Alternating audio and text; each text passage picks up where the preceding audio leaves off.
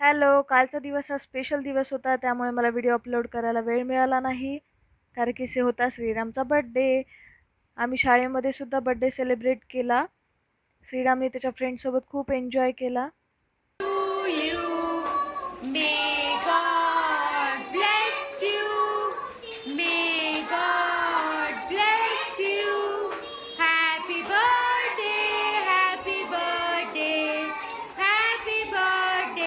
आणि त्याचबरोबर घरी सुद्धा बर्थडे सेलिब्रेट केला. थोडंफार डेकोरेशन केलं. Happy